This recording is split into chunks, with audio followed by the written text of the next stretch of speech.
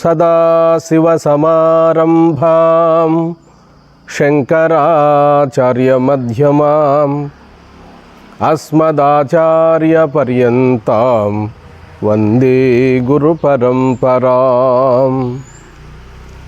శృతిస్మృతిపురాణానాం ఆలయం కరుణాలయం నమామి భగవత్పాదశంకరం లోకశంకరం.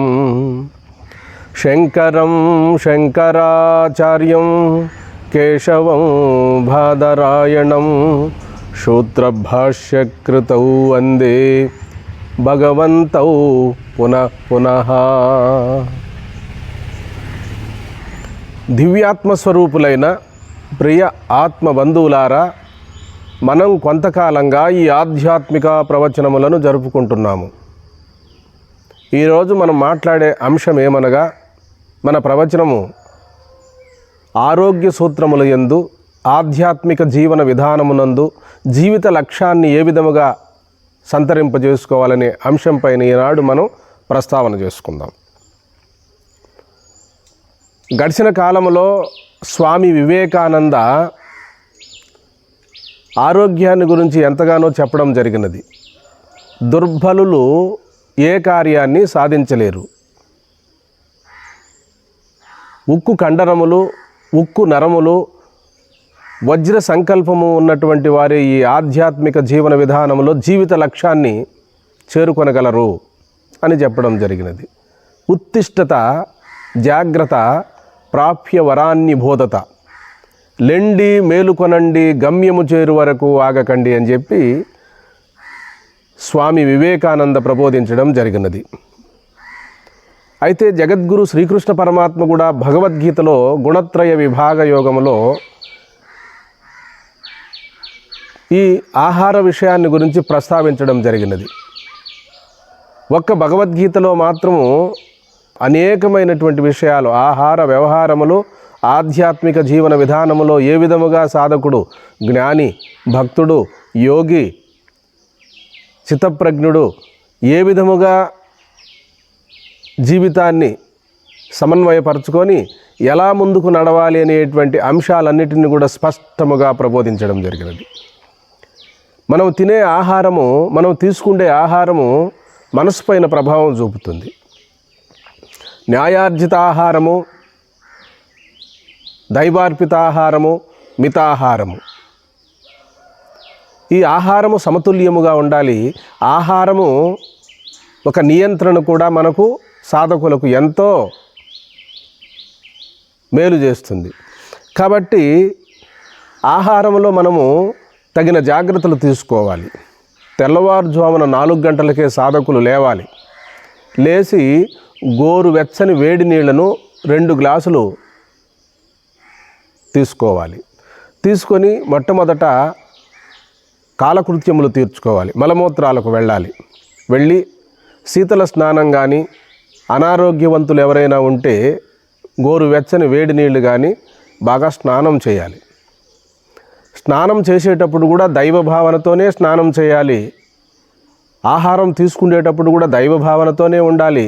మనసును ఏకాగ్రత పరుచుకొని ఎక్కువ చికాకు పడకుండా ఉండాలి.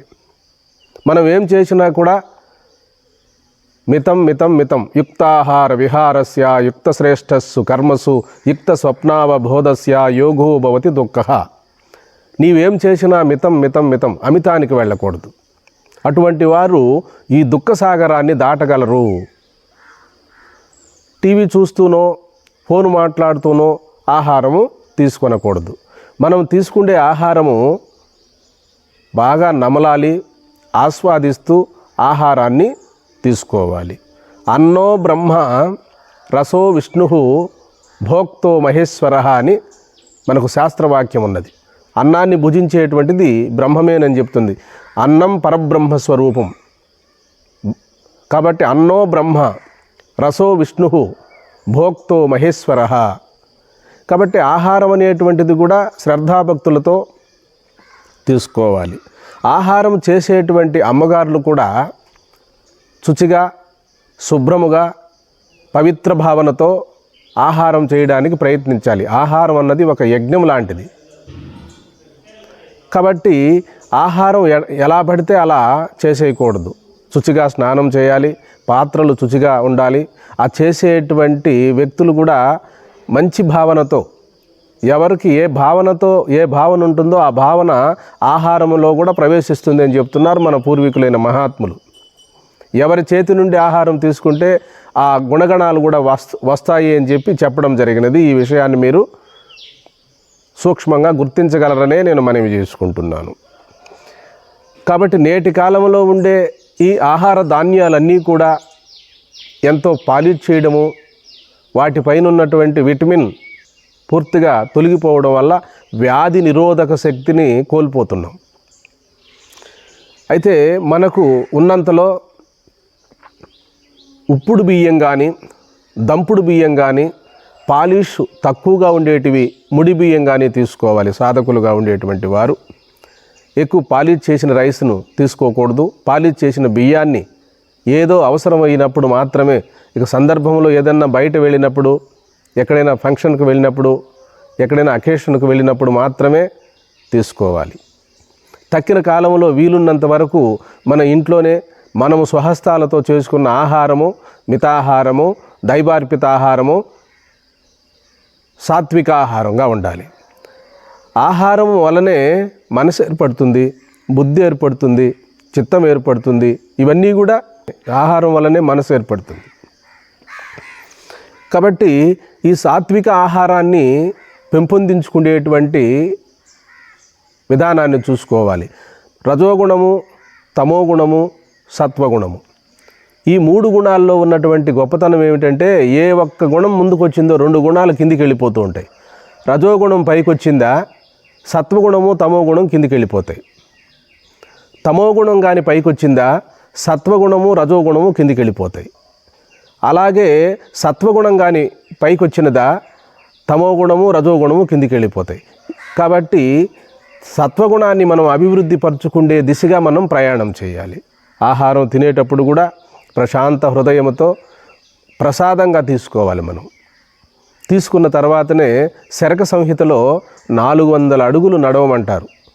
400 అడుగులు ఎవరైతే నడుస్తారో వారు మంచమున పడరు, వారికి అనారోగ్యం రాదు. తిన్న వెంటనే పడుకోకూడదు, విశ్రాంతి తీసుకోకూడదు అంటారు. రాత్రి వేళ పెరుగన్నం తీసుకోకూడదని మనకు ఆరోగ్య సూత్రాల్లో చెప్పడం జరిగినది. పెరుగులో స్వచ్ఛమైన పెరుగైనప్పటికీ కూడా కేవలం పెరుగుతోనే తినకూడదు, కాస్త నీళ్లను కలుపుకోవాలి. నేను చెప్పని అవసరం లేదు. ఈరోజు సమాజంలో ఎంతో టెక్నాలజీ, ఎంతో సైన్స్ పెరిగింది, కానీ మన యొక్క దైవ భావనలు పెరగలేదు. అందుకని ఆహారాలన్నీ కూడా, ఆహార నియమం అంతా కూడా అస్తవ్యస్తం అయిపోయినది. రాత్రి 10 గంటలకు తింటున్నాము, ఇక 10 గంటలకు తిని 400 అడుగులు ఏం నడుస్తాము, వెంటనే నిద్రావస్థలో ఉంటాం. వెంటనే ఈ ఆహారం పూర్తిగా తినడం వల్ల, ఎక్కువ తినడం వల్ల నిద్రలోకి వెళ్ళిపోతాము. ఆ తిన్న ఆహారం అంతా కొవ్వుగా మారిపోతుంది, అజీర్ణం అవుతుంది. కాబట్టి ఆహారం అనేది అవకాశం ఉన్నటువంటి వారు 6 గంటలకే తినాలి, 7-8 కంతా జీర్ణమైపోవాలి. అలాంటి వారికి శరీరంలో ఏ విధమైనటువంటి రుగ్మతలు ఉండవు. కాబట్టి ఆహారం తీసుకునేటప్పుడు కూడా మనము వీలైనటువంటి వారికి అరిటాకులో కానీ లేదా స్టీలు పాత్రలో కానీ ఆహారాన్ని తీసుకోవాలి. వీలైతే మనకు స్వచ్ఛమైన నెయ్యి దొరికితే నెయ్యిను కాస్త ఒక స్పూన్ వేసుకుంటే చాలు.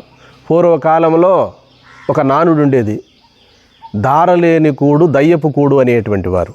ఇది అందరికీ దొరికేటువంటిది కాదు. గ్రామీణ ప్రాంతాల్లో పశు సంపద ఉండేది, ఇంతకు పూర్వం పాడి ఉండేది. అందరూ కూడా మజ్జిగ తీసుకునేవారు, పెరుగు తీసుకునేవారు, తర్వాత ఇవన్నీ కూడా నెయ్యి వాడుకునేటువంటి వారు. అయితే ఈనాటి కాలంలో మన కల్చర్ మారింది కాబట్టి, బ్రిటిష్ వారు ఎప్పుడైతే మన దేశంలో అడుగుపెట్టారో ఆనాడే మన అలవాట్లన్నీ కూడా మార్పించారు. టీ అలవాటు లేదు మనకు. ప్రాతకాలంలో 7 దోశలు నీళ్లు మాత్రమే తాగేవారు. పొలాల దగ్గరకు నడుచుకుంటూ వెళ్ళేటువంటి వారు. ఇంట్లో అమ్మగారులు రాగులు, సజ్జలు దంచి ఇసిరి అన్నం చేసేటువంటి వారు. పెరుగు చిలికేటువంటి వారు, అనేకమైన శ్రమలు పేడ ఎత్తేసేటువంటి వారు, గోవులను చక్కగా మేపేటువంటి వారు. ఇలా ఉండేటప్పుడు ఎవరికి ఏ విధమైనటువంటి రుగ్మతలు కానీ, ఎవరికి ఏ విధమైన అనారోగ్యాలు కానీ, ఏ విధంగానూ మంచంలో పడినటువంటి విషయాలు ఎప్పుడు ఎక్కడ కనపడవు, మనకు ఏ కుటుంబంలోనూ కనపడవు. ఈనాడు మనకు ఎంతో ఐశ్వర్యం పెరిగినది, ఎంతో సంపద అనుకూలించినది, టెక్నాలజీ పెరిగినది, ఏమి కావాలనో బిర్యానీ కూడా తీసుకోగలుగుతున్నాము. మన జీవితాల్లో ఎంతో గొప్పగా ఎదిగిందని మనం అనుకుంటున్నాము. మన జీవితాలు మారిపోతున్నాయని ఆపోహపడుతూ ఉంటాం. ఒక్కొక్కప్పుడు మన జీవితాలు ఎంతో అట్టడుక్కు వెళ్ళాయని మాత్రం గుర్తించలేకపోతున్నాం. ఆనాటి కాలంలో ఎవరిని చూసినా కూడా శాంతి, ప్రేమ, దయ, కరుణ అనేటువంటి మంచి సలక్షణాలు కలిగి ఉండేటువంటి వారు, ఇరుగు పొరుగుతో ఎప్పుడూ ఆనందంగా జీవించేటువంటి వారు. ఇప్పుడు పెద్ద పెద్ద సిటీల్లో ఒకరికొకరికి సంబంధం లేదు. పక్క ఇంటిలో ఏదైనా అవసాన దశలో మరణించినా కూడా ఎవరో బయట నుండి వచ్చి తెలుసుకోవాలనే కానీ పక్కింటి వారు ఏమైనారని కూడా గ్రహించలేనటువంటి దైన్య జీవితంలో ఈనాడు సమాజం వెళ్ళిపోయింది. ఇక ఎటువైపు వెళ్ళిపోతుందో మనకు తెలియదు. అనాది ఆచారాలు, అనాది ధర్మాలు అన్నీ కూడా అడుగంటిపోయినాయి. అటువంటి ఈ రోజుల్లో కనీసం కొంతమంది అయినా సత్య జీవితాన్ని, ధర్మ జీవితాన్ని నడపగలరని, ఆచరించగలరనే నేను మనవి చేసుకుంటూ, మరి ప్రాతకాలంలో కాలకృత్యములు తీర్చుకొని మన ఆచార వ్యవహారాల ప్రకారము గృహస్థులైతే తెల్లటి శ్వేత్రాన్ని ధరించి, మరి ఇంట్లో పూజా గదిలో ప్రతి ఇంట్లోనూ ప్రతి గృహంలోనూ ఒక పూజా గది ఉంటుంది. అది సనాతన కాలం నుండి మన ఋష్యాదులు మనకు ఇవన్నీ కూడా ఏర్పాటు చేశారు. వాస్తు అంటే వాస్తవికాన్ని తెలియజేసేటువంటిది. నీరు ఎక్కడుండాలి, అగ్ని ఎక్కడుండాలి, గాలి ఎక్కడుండాలి, వెలుతురు ఏ విధంగా ఉండాలి, ఎక్కడ కిటికీలు ఉండాలి, ఎక్కడ యజమాని ఉండాలి అనేటువంటి ఆరోగ్యాన్ని కలిగించేటువంటి సూత్రాలు ఇవన్నీ కూడా. ఒక్క భారతదేశంలో మాత్రమే ఈ ఆచార వ్యవహారాలు అన్నీ నడుస్తున్నాయి. ఇతర దేశాల్లో ఇటువంటి ఆచార వ్యవహారాలు ఏమీ లేవు. అందుకనే మన భారతదేశం వేదభూమి, పుణ్యభూమి, జ్ఞానభూమి. అందుకని మనకి ఈ భారతదేశంలో జన్మ వచ్చింది అంటే అది ఈ జన్మలో మనం తరించిపోవడమే. ఈ జన్మలో భగవత్తత్వాన్ని తెలుసుకొని ఆత్మసాక్షాత్కారాన్ని పొందేటందుకే ఈ జన్మ వచ్చినది. ఈ జన్మ కూడా మనకు భారతదేశంలోనే వచ్చినది. మరి ఇతర దేశాల్లో ఉండేటువంటి వాళ్ళు మానవులు కారా? వాళ్లకు సంస్కృతి లేదా? వాళ్ళకు మానవత్వం లేదా అంటే అదంతా పాశ్చాత్య దేశముల యొక్క నాగరికత. గురుదేవులు వీరబ్రహ్మేంద్ర స్వాములు వారు ఎప్పుడో ఏనాడో చెప్పారు, 1693 ఆ ప్రాంతంలోనే, ఆకాశం వెర్రనవును 6 మతములు ఒకటవుతాయి, స్త్రీ పురుష భేదములు లేకుండా పోయి నాగరికత మన భారతదేశానికి వస్తుందని చెప్పారు. టీ, కాఫీలు, అనేకమైనటువంటి సంస్కృతి మన దేశానికి రావడం అనేటువంటిది బ్రిటిష్ వారి హయాంలోనే వచ్చింది. ఆదివారం నాడు మనకు యోగాసనాలు వేసేటువంటి వారు, సూర్యోపాసన చేసేటువంటి వారు, ఎవరికి కూడా వ్యాధులు కానీ ఏ విధమైన రుగ్మతలు కానీ ఉండేటివి కావు. వారికి హిందువులకు ఎందుకింత శక్తి వచ్చింది, ఎందుకింత ఆత్మస్థైర్యం వచ్చినది, ఎందుకింత జ్ఞానం ఉన్నది అని వాళ్ళు పరిశీలన చేస్తే బ్రిటిష్ వారు ఆదివారము సూర్యోపాసన చేయడము, మాంసాహారం తీసుకోకుండా ఉండడము, సాత్విక ఆహారం తీసుకోవడము, చక్కటి గ్రంథాలు చదువుకోవడము అరివారముగా వాళ్ళు గుర్తించి సనాతన కాలం నుండి చేశారు. అందుకని ఆనాడే మనకు మాంసాహారాన్ని ఏర్పాటు చేశారు, టీ, కాఫీలు అలవాటు చేశారు. గేదెలను మన సాంప్రదాయము దేశవాళీ ఆవులు, గేదె పాలు మనవి కాదు. అయితే అవి బయట నుండి కల్చర్ మార్చి గేదెలను ఏర్పాటు చేశారు మనకు. చిలవరి పాత్రలో ఆహారం తీసుకొని స్లో పాయిజన్ అన్నమాట. మన హైందవ సంస్కృతిని దెబ్బతీయడానికి బ్రిటిష్ ప్రభుత్వం ఎంతగానో సహకరించినది. కాబట్టి ఈ ఆరోగ్య సూత్రాలన్నీ మనము ఈనాడు కాదు ఏనాడో మన భారతావనిలో మన మహర్షులే ఒకవైపు ఆధ్యాత్మిక చింతన, మరొక వైపు ఆరోగ్య సూత్రాలు ఏర్పాటు చేశారు. కాబట్టి అమ్మగారులు కూడా తెల్లవారి 4 గంటలకు కానీ 5 గంటలకు లేచి కాలకృత్యములు తీర్చుకొని శుభ్రముగా శుచిగా స్నానం చేసి శుచిగా వంట తయారు చేసి నా కుటుంబం బాగుండాలి, పిల్లలు బాగుండాలి, యజమాని బాగుండాలి, అందరూ బాగుండాలి, ఆత్మజ్ఞానం కలగాలి, దైవభక్తి కలగాలి అని చెప్పి మనోభావన శుభ్రముగా పెట్టుకొని వంట చేయాలి. యద్భావం తద్భవతి. ఎవరు ఏ భావనతో వంట చేస్తారో ఆ భావనతోటే వంట ఆహారము తయారవుతుంది. అందుకని ఒక్కొక్కరు ఒక్కొక్క చేతి అన్నం తిన్నప్పుడు ప్రశాంతముగా ఉంటుంది. ఒక్కొక్కరికి ఏదో బహిర్ముఖముగాను, ఏదో ఆలోచనగాను, ఏదో చికాకుగా చేసినప్పుడు కూడా వంట తిన్నటువంటి వారికి కూడా ఏదో అజీర్ణంగాను, ఏదో మనసు పైన ప్రభావం చూపుతూ ఉంటుంది. కాబట్టి అన్నం పరబ్రహ్మ స్వరూపం. మితంగా తీసుకోవాలి, హితంగా ఉండాలి, మాట్లాడకూడదు. ఆహారం భోంచేసేటప్పుడు మౌనంగా దైవభావనతో భోంచేయాలి. కాబట్టి మనం మితంగా తీసుకోవాలి, మితంగా నిద్రపోవాలి, మితంగా లేచి మన పనులు కార్యాచరణ చేసుకొని ఆధ్యాత్మిక జీవన విధానంలో జీవిత లక్ష్యాన్ని గుర్తించాలి. ఇవన్నీ కూడా కేవలము భౌతికమే అయినప్పటికీ కూడా శరీరము ఒక రథం వంటిది. ఈ రథం బాగున్నప్పుడే రధికుడైన పరమాత్మను మనం గుర్తించగలం. శరీరమాధ్యం కలు ధర్మ సాధనం, శరీరమాధ్యం కలు ముక్తి సాధనం. అనారోగ్యవంతుడు ధ్యానం చేయలేడు, భగవత్ చింతన చేయలేడు. అనారోగ్యవంతుడు సద్గ్రంథములను చదవలేడు. అనారోగ్యవంతుడు ఏ కార్యాచరణను చేయలేడు. ఆరోగ్యమే మహాభాగ్యం. కాబట్టి ఆరోగ్యానికి మించిన ధనం లేదు. ఆరోగ్యవంతుడు ఏమైనా సాధించగలడు. పరతత్వాన్ని, పరమాత్మను విచారించి ఆ బ్రహ్మస్వరూపుడై మిగిలిపోగలడు. కాబట్టి ప్రియాత్మ బంధువులారా, ఇప్పటి నుంటే మన పిల్లలకు సంస్కారాలు నేర్పాలి, ధ్యానం చేసేటట్టు ప్రయత్నించాలి. కాబట్టి ధ్యానం ఎందుకు చేశారు మన పూర్వీకులంటే, ధ్యానము 72,000 నాడులను విశ్రాంతి పరుస్తుంది. శ్వాసలు మందగిస్తాయి. మనస్సును ఏకాగ్రత పరిచినప్పుడు అదే ధ్యానం. దైవ భావనతో ఎదుటివారిపైన ద్రోహ చింతన కానీ, ఎదుటివారిపైన వేరే ఆలోచన కానీ లేకుండా పవిత్ర భావన గడుపుతూ ఉన్నారు మన పూర్వీకులైన మహాత్ములు. ఆ వారసత్వంలో వచ్చిన మనము తెల్లవారి 4 గంటలకే లేవాలి, లేచి కాలకృత్యములు తీర్చుకొని ఆహార వ్యవహారముల యందు దృష్టి ఉంచి ముందు ధ్యానం ప్రారంభించాలి. ఆ ధ్యానం సగుణ ధ్యానమే చేశారు. అందరూ కూడా ఈశ్వరారాధన చేశారు. ఈశ్వరారాధన, శివారాధన, విష్ణువారాధన, ఈ అన్నీ కూడా ఆరాధన చేసి కేవలము పవిత్ర భావనతో పవిత్రమైన జీవితాలను, పవిత్రమైన జీవిత ఆశయాలను ముందుకు తీసుకువెళ్ళగలిగినారు. కాబట్టి మరి గ్రామీణ ప్రాంతాల్లో ఏ చదువు సంధ్యలు లేని వారు కూడా నేను పలానా రోజు మరణిస్తున్నానని చెప్పి మరణించినటువంటి వాళ్ళు ఉన్నారు. ఈనాడు మనము ఎన్నో టెక్నాలజీ, ఎంతో తెలివితేటలు, ఎన్నో గొప్ప పరికరాలు వచ్చినప్పటికీ కూడా మంచాలో పడిపోతున్నాము. అనారోగ్యంతో పడిపోయి ఎప్పుడు మరణిస్తున్నామో కూడా తెలియనటువంటి ఈ రోజుల్లో మనం ఎటువైపు వెళ్ళిపోతున్నామో విఘ్నులు ఈ సత్యాన్ని గుర్తించగలరనే నేను మనవి చేసుకుంటున్నాను. దైవం మానుష రూపేణ సర్వభూతానాం దైవం నిక్షిప్తం. ఈ చరాచరాత్మకమైన సమస్త జీవులలో పరమాత్మ ఉన్నాడు. ఆ పరమాత్మే సృష్టిగాను, జీవులుగాను సమస్తము సర్వం కలివిదం బ్రహ్మ నేహ నానాస్తి కించనః. ఉన్నది ఆ పరిపూర్ణ బ్రహ్మమే. అతడే తల్లి, అతడే తండ్రి, అతడే స్నేహితుడు, అతడే సమస్తము రూపాలలో ఉన్నది కూడా ఒకే ఒక పరమాత్మ. అందుకనే అందరిలో ఉన్నది పరమాత్మని ఎలా గుర్తించాలంటే, ఆకలి దప్పికలు ఒకే విధముగా ఉన్నవి, జాగ్రత్త స్వప్న సుషుప్తులు ఒకే విధముగా ఉన్నవి, సుఖదుఖములు ఒకే విధముగా ఉన్నవి. అయితే ఆలోచన పరంపరలు ఒక్కొక్కరికి ఒక్కొక్క బుద్ధి వేరుగా ఉంటుంది. కానీ అందరిలోనూ సుఖాన్ని పొందాలనే కోరిక ఉంటుంది, దుఃఖాన్ని పొందడం అనేటువంటిది కూడా ఒకే విధంగా ఉంటుంది. కాబట్టి ఈనాడు మనం ఆహార వ్యవహారాన్ని ఎందుకు మాట్లాడుకుంటున్నామంటే, మనము చేసేటువంటి చర్యలన్నీ కూడా పరమాత్మ వైపు ఉండాలి. ప్రతి కార్యములోనూ ధర్మాచరణ ఉండాలి. ప్రతి కార్యానికి ఒక అంతరార్థం ఉండాలి.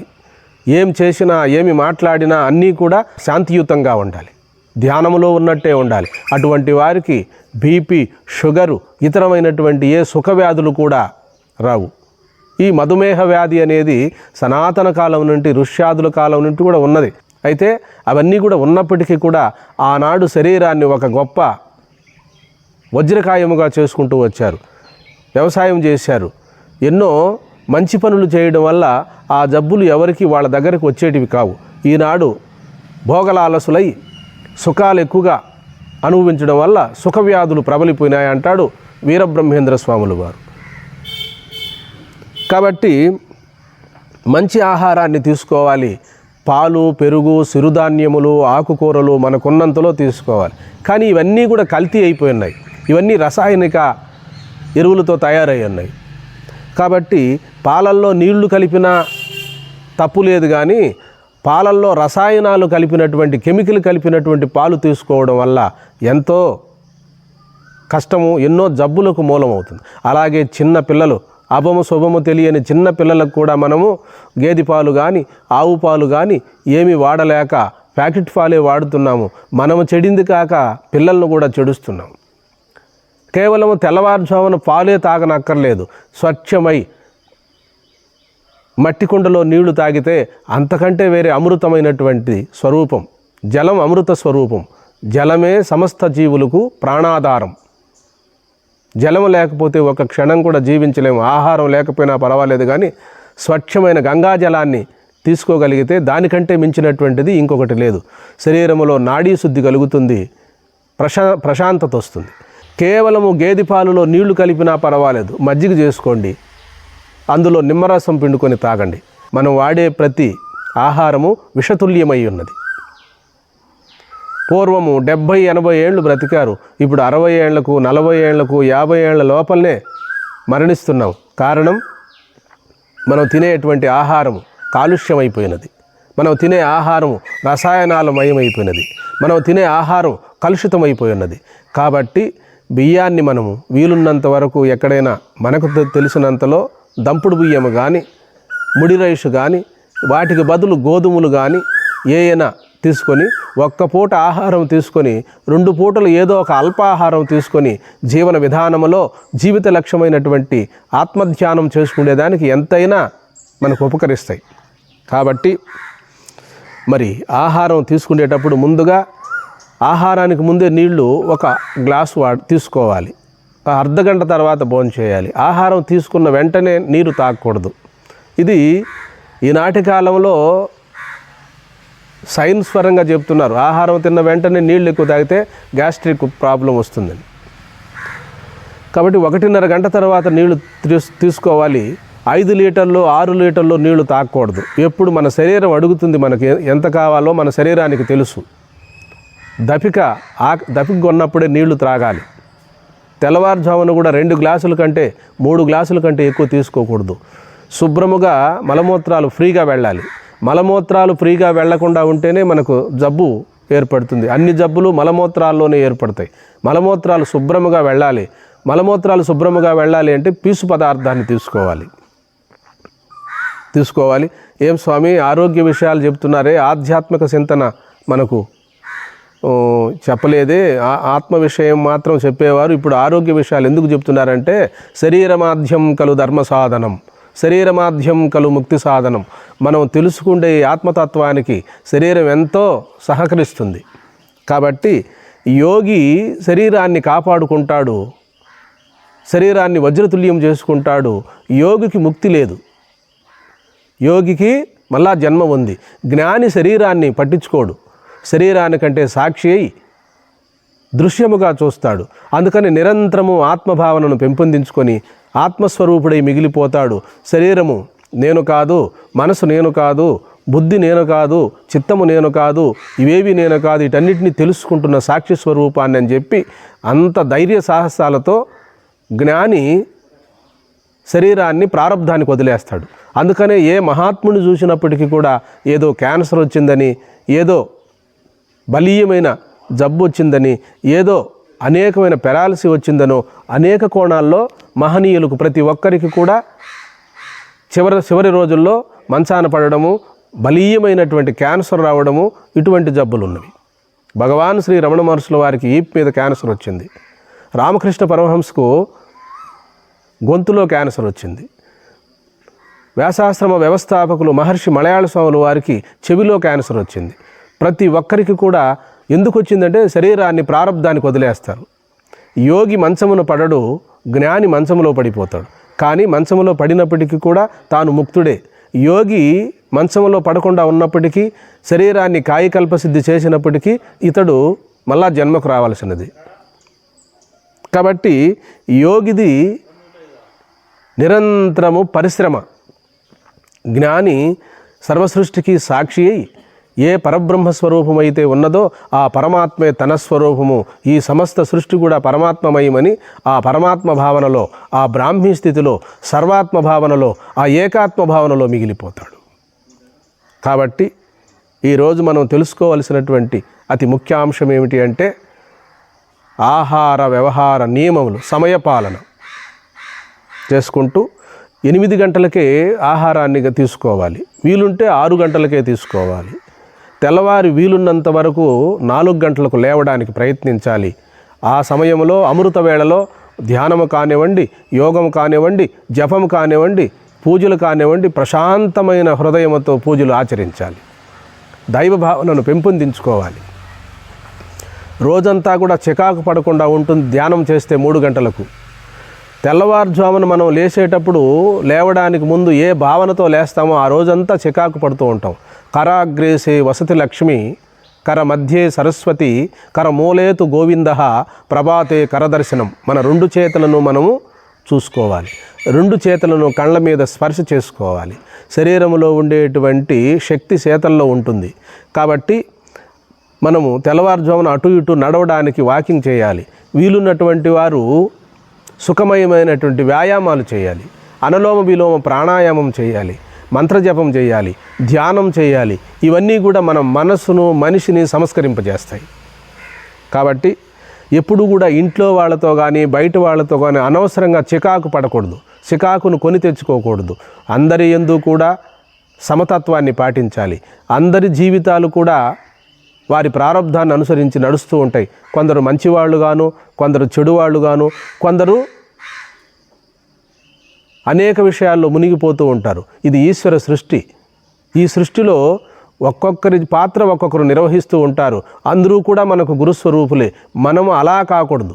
మంచివాళ్ళు చూస్తే వాళ్ళు మనకు గురువులు, చెడు వారిని చూస్తే వాళ్ళు కూడా మనకు గురువులు. చెడు చేయకు, నాలాగా నీవు మంచివాడుగా ఉండమని ఈ ప్రపంచమే గురుస్వరూపం అంటాడు దత్తాత్రేయ స్వాములు వారు. కాబట్టి మన ఆహార వ్యవహారములను చక్కగా వనర్చుకొని మంచి సమయానికి లేవాలి, ధ్యానం చేయాలి, మంత్రచింతన చేయాలి, మాట్లాడకుండా భోంచేయాలి, మితంగా భోంచేయాలి, దైవార్పితముగా భోంచేయాలి.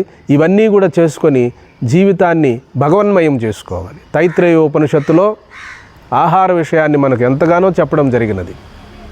కాబట్టి ఆహార నియమాలన్నీ కూడా పాటించుకుంటూ ఇక్కడే ఇదే కడపటి జన్మ, ఈ జన్మలోనే పరమాత్మను తెలుసుకోవాలి. ఈ జన్మలోనే నారాయణమూర్తి అయిన ఆ పరబ్రహ్మ స్వరూపాన్ని తెలుసుకొని మన వంశాన్ని, మన జీవితాన్ని పావనమనర్చుకోవాలి. ఒక మంచి భక్తుడు, మంచి జ్ఞాని ఏ కుటుంబంలో జన్మించునో ఇటు 7 తరాలు, ఇటు 7 తరాలు, 14 తరాల వాళ్ళు ముక్తికి పోతారని చెప్పి శాస్త్రమే మనకు ప్రబోధించినది. కాబట్టి అందరిలోనూ దైవత్వాన్ని చూడాలి, అందరితో ప్రేమగా ఉండాలి, అందరితో మర్యాదగా నడుచుకోవాలి. మనం ఎట్లుంటే ఎదుటివారు అలాగే ఉంటారు. అందుకనే గడిచిన కాలంలో గొలగమూడిలో వెంకయ్య స్వాములు వారు ఉండేవారు. స్వామి ఎందుకు ఇలా ఉంటున్నారు ఆశ్రమంలో, ఒక్కొక్కరు ఒక్కొక్క విధంగా ఉండారే అంటే, మనం ఉండేదాన్ని బట్టి కదయ్యా ఎదుటివారు ఉండేది, ఒకరిని పొమ్మనేదానికంటే మనం పోవడం మేలు కదయ్యా అని చెప్పేవాడు. కాబట్టి ఎందరో మహాత్ములు అవతరించారు, మనకు జ్ఞానజ్యోతులను చూపించారు. మన జీవితాన్ని తరింపజేసేటువంటి మార్గాన్ని వాళ్ళు ఆచరించి సమాజానికి ఒక చక్కటి సందేశాన్ని ఇచ్చారు. నాయనా ఇలా నడుచుకోండి, ఎవరిని ద్వేషించకు, ఎవరిని బాధ పెట్టకు, ఎవరిని బాధ పెట్టినా నిన్ను నువ్వే బాధ పెట్టుకున్నట్టు అని చెప్పారు. కాబట్టి నీకు చేయగలిగినంత మేలు సమాజానికి మేలు చేయి, మేలు చేయలేకపోతే కీడు కూడా చేయకు అని చెప్పడం జరిగినది. అయితే 1975 ఆ ప్రాంతంలో ఎక్కిరాల భరద్వాజ గారు స్వామిని దర్శించారు. నేను దర్శించిన మహాత్ములనే పుస్తకాన్ని రచించారు ఎక్కిరాల భరద్వాజ గారు. వెంకయ్య స్వాములు వారిని అడిగారు, స్వామి మానవుడు తరించాలంటే ఏం చేయాలి అని. మనిషిగా బ్రతకగలిగితే చాలు అన్నారు. అయితే ఇప్పుడంతా మనం మనుషులం కాదా అంటే, మనుష్యుడు అంటే ప్రేమ, దయ, కరుణ, సత్యము, దానము, ధర్మము, పరోపకార గుణాలు ఎవరికైతే కలిగి ఉండునో అట్టివాడే నిజమైన మనుష్యుడు. తక్కిన వారంతా దానవులతో సమానము అని చెప్పడం జరిగినది. ప్రియాత్మ బంధువులారా, ఈరోజు ఈ ప్రవచనములలో ఏదైనా అక్షర లోపములు కానీ సాహిత్య దోషములు కానీ సరిగా మాట్లాడలేకపోయినా కానీ ఇవన్నీ కూడా సహృదయులు మన్నించగలరనే నేను మనవి చేసుకుంటూ భగవద్చింతన చేసుకుంటూ నిరంతరము గొప్ప యజ్ఞ యాగాదులు చేయలేకపోయినా గొప్ప ఆధ్యాత్మిక చింతనలు ఆత్మవిచారణ చేయలేకపోయినా సత్యజీవనము ధర్మాచరణ చేయగలిగి ధర్మమే మనకు శ్రేయస్సును కలిగిస్తుంది. ధర్మము అనగానేమి శాస్త్రము మనకు ఏదైతే విధించినదో శాస్త్ర విహితమైన కర్మలను ఆచరించడమే. అయితే వేదవ్యాస మహర్షి ఏం చెప్పాడు? అహింసో పరమో ధర్మ. ఏ జీవిని హింసించకుండా ఉండడమే పరమధర్మము. తనకు ఎవరైనా ఏదైనా చేస్తే ఎంత బాధ కలుగుతుందో అది ఎదుటి వారికి చేయకుండా ఉండడమే పరమధర్మం.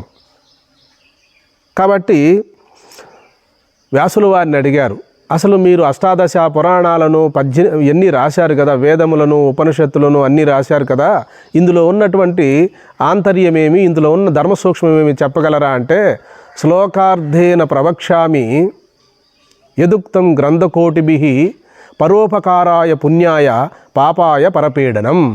పరులకు అపకారము చేయడమే పాపము, పరులకు ఉపకారము చేయడమే పుణ్యము. ఇదే సమస్త వేదముల సారము, సమస్త ఉపనిషత్తుల సారము, భారత భాగవతాది పురాణముల యొక్క సారము ఇదేను. కాబట్టి అహింసో పరమో ధర్మ. ఏ జీవికి హింసను కలిగించకుండా ఉండడమే పరమధర్మము అని చెప్పి బోధించడం జరిగినది. ప్రియాత్మ బంధువులారా, చక్కటి సమయపాలన చేసుకొని ఇంట్లో కానీ బయట కానీ ఎప్పుడు కూడా చికాకు పడి ఏదో సమస్యల్లో మునిగిపోయి ఉండకూడదు. ఎప్పుడు కూడా శక్తికి మించిన శక్తి ఉంటుంది, వ్యక్తికి మించిన వ్యక్తి ఉంటాడని చెప్పి మన పెద్దలు నానుడి. కాబట్టి మనము గొప్పవారేం కాదు, మనకంటే గొప్పవారు ఎందరో ఉన్నారు అనే అంశాన్ని మనం గుర్తు చేసుకొని, మరి సర్వత్ర సర్వే ఆ పరబ్రహ్మ స్వరూపము సూర్యప్రకాశం వలె ప్రకాశిస్తూ ఉన్నది, అన్ని జీవుల్లో కూడా ఉన్నది ఆ పరిపూర్ణ బ్రహ్మమే అని చెప్పి ఇట్లా ధర్మాచరణ చేసుకుంటే కూడా మనం ముక్తి స్వరూపాన్ని పొందగలం. హరి ఓం.